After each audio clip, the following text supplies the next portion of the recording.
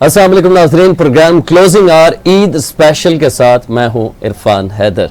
नाज़रीन, ये प्रोग्राम थोड़ा मुख्तलिफ होगा, ज़ाहिर है ईद उल अज़हा की। सबसे पहले तो तमाम नाज़रीन को NTN के तवस्सुत से तमाम आलम इस्लाम को ईद उल अज़हा की मुबारकबाद। इसके साथ साथ हमारे साथ बहुत दिलचस्प मेहमान मौजूद हैं, कुछ ऐसे मेहमान जिन्हें आप सियासी गुफ्तगू करते हुए देखते हैं, जो स्क्रीन पे बड़े जाने पहचाने नाम हैं।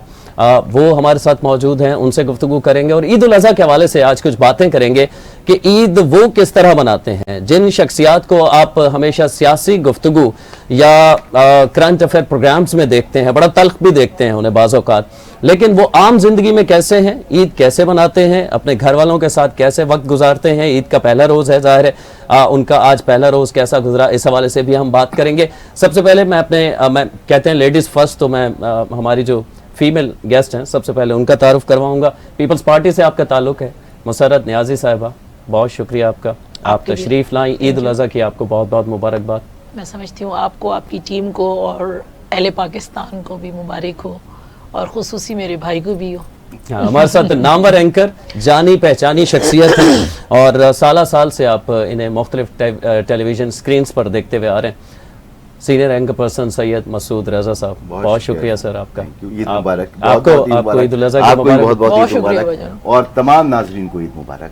अच्छा मसूद भाई, आपसे शुरू करते हैं। जिस तरह का मैंने इंट्रो में कहा, उमूमी तौर पे ये लगता है कि जो लोग स्क्रीन पे बैठे होते हैं, टीवी पे बैठे होते हैं, एक आम आदमी के जहन में ये तस्वुर जाता है कि वो लोग जो है ईद के दिन, शायद ईद के दिन भी वही सियासत या वही देख रहे होते हैं, शायद वो फैमिली को इतना टाइम नहीं दे पाते या ईद उस तरह नहीं गुजारते। तो कुर्बानी किस तरह करते हैं?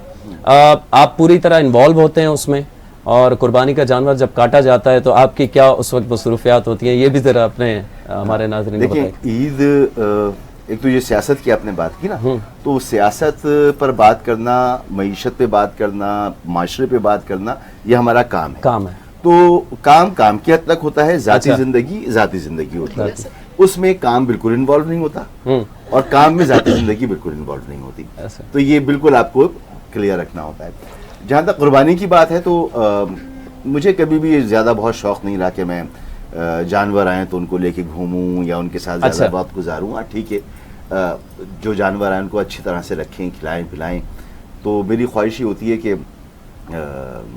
बाकी घर में जो लोग हैं जिनको ज़्यादा दिलचस्पी है वो खुद जाएं, वो लेकर आएँ, उनको जो अपने शौक पूरे करने करें। खासतौर पर बच्चे होते हैं, बच्चों के शौक होते हैं, बच्चों को लेके घूमना है, उनके साथ खेलना है, तो वो करें। और मेरी ख्वाहिश होती है कि कुर्बानी का जानवर है ना, तो बेअदबी भी ना हो, बेअदबी भी। तो बिल्कुल लास्ट वक्त पर, यानी ईद की रात या उससे एक रात पहले जानवर लाकर और उसको घर में रखकर, और फिर सुबह ईद के दिन फजर के वक्त हमारा जो कसाई है वो साल से उसका रूटीन है कि फजर की अजान होती है और वो आ जाता है। तो बस उसी वक्त वो दुआ पढ़ के भाइयों के साथ मिलकर और कुर्बानी कर लेते हैं। और आप इन्वॉल्व होते हैं, बोटी बनानी है, किस किस्म की बनानी है? हाँ, क्या खाना है? से मैंने कहा है, क्योंकि वो होता ये था कि कुर्बानी के जानवर में वो कसाई जो ना सारा गोश्त एक साथ मिला देता है, मिक्स कर देता है। मिक्स कर देता है। तो मैंने अब उसको समझा दिया पिछले साल या शायद उससे पहले कि भाई सीने का अलग रख देना, अच्छा ठीक है, पुट का अलग रख देना, वो रान का अलग कर देना, ताकि जिसको आप भेजें तो उसको जरा प्रेजेंटेबल भी तो हो ना, कि वो क्योंकि सारी चीजें डिस्ट्रीब्यूट कर सके तो मिक्स हो जाए सब। हाँ, तो आप थोड़ा मिक्स करके उसको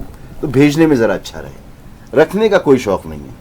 अच्छा, ये बिल्कुल तय है, जो बिल्कुल इस्लामी तरीका है उसके मुताबिक जो हिस्सा मिस्कीनों का है, जो गरीबों का है, जो यतीमों का है, जो रिश्तेदारों का है, जो मोहल्ले वाले, वो उसी तनासुब से वो तकसीम हो जाता है। मुसर्रत नियाज़ी साहब, आपकी तो मसरूफियात और बढ़ जाती होंगी ना, ज़ाहिर है खातून खाना, बच्चों की फरमाइशें, पहले दिन क्या पसंद है, क्या बनाना पड़ता है आपको? आप खुद बनाती हैं किचन में, या आप इतना ज़्यादा वक्त नहीं होता, या नहीं टाइम दे पाती? क्या सूरत हाल क्या होती है पहले? नहीं इरफान, देखिए बात दरअसल ये है कि बच्चों की फरमाइशें रोज़ तो नहीं होती हैं, ठीक है। अच्छा। और मेरे बच्चे वैसे भी कोई ज़्यादा इंटरेस्ट नहीं लेते, यानी कि गोश्त, मतलब गोश्त खाने में, या बेटी तो बिल्कुल भी नहीं लेती है। उसको तो ईद के दिन भी जो है ना उसको चिकन चाहिए, गोश्त नहीं खाना। और पूरा साल खा के दिल नहीं भरता। मतलब उन्होंने नहीं खाना, तो उनके लिए तो अलग है। बहनें अगर आ जाएं, क्योंकि फर्स्ट डे जो ईद होती है मेरे इन लॉज तो यहाँ नहीं है, तो मेरी अपना फर्स्ट डे मैं अपनी वालदा के पास होती हूँ। जो आपके प्रोग्राम में भी अगर आई हूँ तो यही था कि मैंने आज रात को वालदा के पास ही जाना है, तो वालदा के पास से होती हुई यहाँ आपके प्रोग्राम में आई हूँ। तो फर्स्ट डे वालदा के पास होता है, फिर सेकंड डे जो है ना मेरी पूरी फैमिली जो है ना मेरे यहाँ आती है, तो जो शेफ है प्लस मैं हूँ। और वैसे इंटरेस्टेड, मेरा अपना इंटरेस्ट जाती यही होता है कि मैं कुकिंग खुद करूँ। अच्छा, तो हाँ, क्या क्या बिल्कुल। अच्छा बहुत बना सी लेती हैं, चीज़ें होती नाज़रीन को हैं। बता देना ताकि- देखिए ये तो फिर खाने वाले पे डिपेंड करता है ना। अच्छा। पूरी कोशिश होती है। मैं नहीं, मंदी नहीं, मंदी ये- बहुत अच्छी बनाती हूँ। अच्छा। मसूद भाई आप आइएगा प्लीज, इरफान आप भी आना किसी दिन। अच्छा, जरूर। मंदी बहुत अच्छी बना लेती हूँ बकौल मेरे बच्चों के। तो उसके अलावा जो है ना मुझे कबाब बहुत अच्छे बना सकती हूँ बकौल बच्चों के। जो शामी देखो जो कबाब? चीज़, हाँ जी शामी शामी कबाब ना। कबाब, तो ये चीजें जब भी आप कहेंगे, और नहीं, हम क्यों चिकन कहेंगे? कढ़ाई आप वगैरह जब आप बुलाएंगे, बिल्कुल जब मैं आप कहती बुलाएंगी हूँ, हम हाजिर हो जाएंगे। मैं बिल्कुल मैं तो कहूँगी जब beef lover हूँ।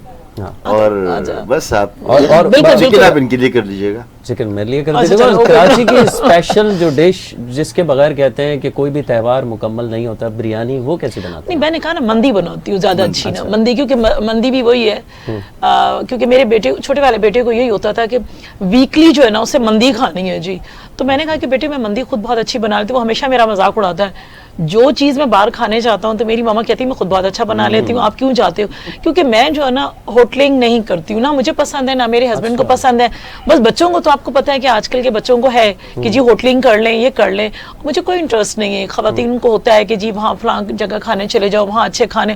मुझे कोई इंटरेस्ट नहीं है। मुझे जो कुछ मिले घर में मिले और मैं उसमें वो अच्छा होता बेहतरीन है, करती साफ हूँ। सुथरा होता क्योंकि है। साफ हाँ। हाइजीनिक है घर में, और मुझे बिल्कुल नहीं पसंद। एक सियासतदान और एक आम खातून, घरेलू खातून, उसमें क्या फ़र्क है? किस तरह मुख्तलिफ होती है आपकी? आप ज़ाहिर है सियासी वर्कर्स भी आते होंगे, उनसे भी मिलती होंगी, कुछ एक्टिविटीज़ भी होती होंगी इस किस्म की जिसमें जाना पड़ता होगा, या ऐसा नहीं होता? नहीं इरफान, मैं समझती हूँ कि सियासतदान भी और मसूद भाई बैठे हुए एंकर भी हम आम लोगों की तरह ही होते हैं।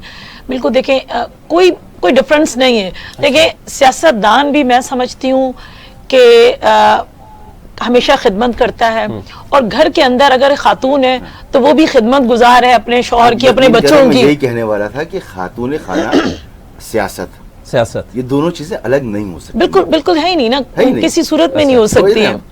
खिदमत बेगम ने भी करनी है, बच्चों की करनी है, शौहर की करनी है, खिदमत करनी है। अपने पेरेंट्स की करनी है, ठीक है, इन लॉज की करनी है, और आवाम की करनी है। कोई फर्क नहीं कोई है। फर्क नहीं है। और मैं समझती हूँ कि एक जो हाउस वाइफ होती है उसको जो है ना मेंटेन करना घर को, सब चीजों को बड़ा इजी उसको होता है। सियासत का ज्यादा अंदाजा होता उसको है। जी उसको सास बहू वाली सियासत ज्यादा आती है। ज़्यादा आती है।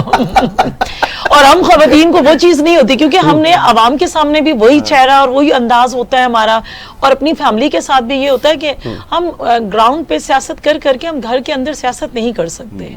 हमारा चेहरा एक जैसा ही होता है। मसूद भाई, कितना मुख्तलिफ है एक नामवर एंकर जैसे आपको पाकिस्तान भर में जो भी न्यूज़ देखता है कम से कम वो आपको जानता है, जो करंट अफेयर प्रोग्राम देखता है वो आपको जानता है, तो आपकी ईद एक आम शहरी की तरह होती है या आप समझते हैं कि थोड़ा मुख्तलिफ होता नहीं, है? मेरी जिंदगी बहुत बहुत नॉर्मल है। अच्छा, मेरी जिंदगी में बिला वजह की कोई ऐसी चीज नहीं है जिसमें कोई liabilities नहीं जो है। सेलिब्रिटीज होती कोई हैं। फैंस नहीं आ गए, कोई आपके कोई नहीं, ईद जो के दिन मिल- मिलने जो- आ जो गए, या मिल- दोस्त यार, जो या मिला उसे इज्जत के साथ, अच्छा। मोहब्बत के साथ मिले।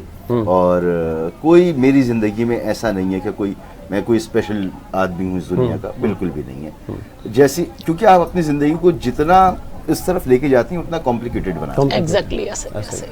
तो मैं बहुत नॉर्मल सी जिंदगी गुजारता हूँ, मेरी फैमिली बड़ी नॉर्मल सी जिंदगी गुजारती है। बिल्कुल हम नॉर्मल लोग हैं, और हाँ आप लोग पहचानते हैं, रिस्पेक्ट देते हैं। किसी ने तस्वीर खिंचवा ली, किसी ने, पुराना वक्त हुआ करते थे जब लोग ऑटोग्राफ ले लिया करते थे। तो ये आदत मुझे अपने कॉलेज यूनिवर्सिटी से, क्योंकि मैं वहाँ डिबेटर था, पोइट था। तो एक होता है ना कि आप कॉलेज में, यूनिवर्सिटीज में आप वहाँ भी लोग जानते नहीं, हैं, बहुत ज्यादा जानते हैं। कुछ चंद एक शेर भी हम सुनेंगे, लेकिन बिरयानी जैसे मैंने पहले जिक्र किया, कराची की कोई भी तकरीब, कोई महफिल इसके बगैर अधूरी सी फील होती है, तो आपको भी ऐसा ही लगता है? बिरयानी हो और बीफ बिरयानी हो, अच्छा, और और रिच ना किस्म खाए। की बिरयानी हो, रिच किस्म ठीक है की ना? बिरयानी। और बिरयानी की कोई भी किस्म हो, चाहे वो सिंधी बिरयानी हो, चाहे वो मुंबई की बिरयानी हो, चाहे वो कराची की अच्छा, बिरयानी का मसूद भाई कह रहे हैं, और देख मैम की तरफ देखा हैं, ना, तो इसका सिंधी मतलब है बिरयानी जब तो- आप दिन बता देंगे फलां दिन आप सिंधी दोनों ने बिरयानी आना है। समझती हूँ जिस दिन मेरे दोनों भाइयों का दिल छाया जाए, बस ये कॉल कर लें कि बाजी हम आ रहे हैं। आप अवेलेबल हो? बिल्कुल इंशाल्लाह। अच्छा, तो मसूद भाई आप कह रहे हैं कि मुख्तलिफ नहीं होती इस फील्ड में, ईद के दिन को कि हमारा थोड़ा मौजूद डिफरेंट है, लेकिन इस फील्ड में आप भी हादसाती तौर पर या प्री प्लान, आपका प्लान था कि आपने एक जर्नलिस्ट बनना है, एक एंकर बनना है, ऐसा था, या ऐसा हुआ कि बस हालात ने कुछ और पढ़ा और इस तरफ हालात ले आए आपको? एक्चुअली अब सूरत हाल बड़ी मुख्तलिफ है। अब हम अपने बच्चों की बाकायदा कैरियर काउंसलिंग करते हैं। बचपन से हम देखते हैं कि उनका रुझान किस तरफ है, उनको क्या करना चाहिए। आज से कोई 20, 22, 25 साल पहले ऐसा नहीं था। तो हम खुद ही अपना स्कूल में एडमिशन हो गया, उसके बाद कॉलेज में खुद एडमिशन ले लिया। फिर ये भी नहीं पता कि कहाँ पढ़ना है। यानी डीजे साइंस कॉलेज में एडमिशन लेना था, एडमिशन नहीं मिला। सेंट पैट्रिक में एडमिशन मिला। अच्छा। और ये ऑप्शन था कि आप इंजीनियरिंग पढ़ें या कॉमर्स पढ़ें।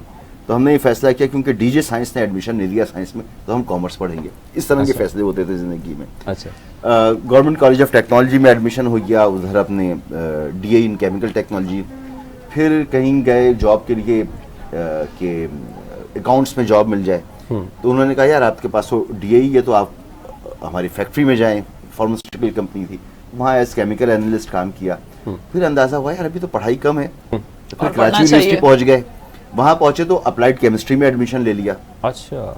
मीनवाइल वो ज़माना था जब कंप्यूटर नया नया था, तो कंप्यूटर प्रोग्रामिंग अलग सीख रहे हैं। आर्ट से दिलचस्पी है तो वो शायरी भी है, वो पेंटिंग वगैरह, ये वो सारी चीज़ें भी हैं, किताबें पढ़ने का शौक। फिर क्रिकेट खेलना। तो इतनी सारी चीज़ें मैं सोचता हूँ कि करता कैसे था, मगर करता था ये सारी चीज़ें, मैनेज कर लेता। हाँ, मैनेज हो जाती थी।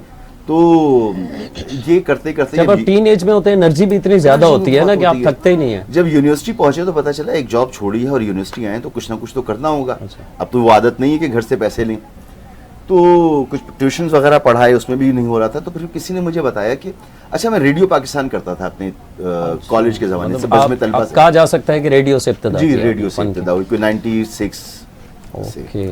तो ये 2002 का ज़माना था जब मुझे किसी दोस्त ने कहा कि इंडस न्यूज़ एक चैनल आया है, तो वहाँ पर न्यूज़ कास्टर की ज़रूरत है। अच्छा। तो एक दिन मैंने यूनिवर्सिटी से छुट्टी की और मैं वहाँ चला गया। उधर ऑडिशन दिया। ऑडिशन देने के बाद वहाँ पर उन्होंने मुझे रख लिया। तो मैं, फरहान शब्बीर, तारिक मतीन, शाइस्ता वाहिदी, आमिर इसाक सोहरवर्दी, शहाब महमूद, नाशिद फारूकी, ये उस वक्त ना जियो है ना ARY, कोई भी नहीं, क्योंकि ये आया है 2002 के जो इलेक्शंस हुए हैं अक्टूबर 2002 में, उस वक्त ये दोनों चैनल्स आए। तो बस वहाँ पर गए, पार्ट टाइम करना था काम, मगर वो पार्ट टाइम के बजाय फुल टाइम हो गया। तो फिर मैं रात में खबरें पढ़ता था, सुबह यूनिवर्सिटी चला जाया करता था। तो इस तरह से वो फिर कुछ अरसे के बाद ARY आया। तो ARY वालों ने एक वॉक इन इंटरव्यूज थे, उसमें हम चले गए। उस वक्त उन्होंने सिलेक्ट किया तो मैंने कहा नहीं अभी। अच्छा मसूद भाई, आपके बात काट रहा हूँ, उस वक्त आपने ये सोचा था कि आप एक दिन पाकिस्तानी मीडिया के स्टार्स में शुमार होने लगेंगे, लोग आपको जानेंगे, ये था या सिर्फ बस थोड़े बहुत पैसे मिलते रहे, पढ़ाई चलती रहे, उस वक्त ये प्लान नहीं था? मुझे शौक था कोई हाई प्रेशर प्लांट पे काम करने का, जैसे फर्टिलाइजर हो, जैसे वैसे ये भी बहुत हाई प्रेशर काम है, जैसे रिफाइनरी हो। तो मुझे ऐसी जगहों पे काम करने का शौक था।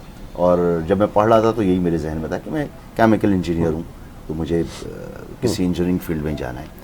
तो ऐसा नहीं था, ये शुरू इसलिए किया था कि बस गुजारा होता रहे, पढ़ाई चलती रहे साथ में, लेकिन फिर पैसे भी अच्छे मिले। फिर ARY, जब मुझे दुबई के लिए ARY वन वर्ल्ड, वहाँ गया, वहाँ पे काम किया।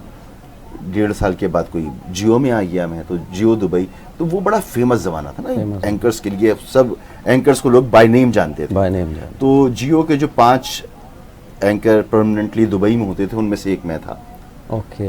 यही सूरत हाल ARY के जो परमानेंट एंकर्स, वरना आते जाते रहते थे लोग, गए कुछ दिन काम किया वापस आ गए। कुछ लोग परमानेंट दुबई में थे, तो मैं उनमें से था।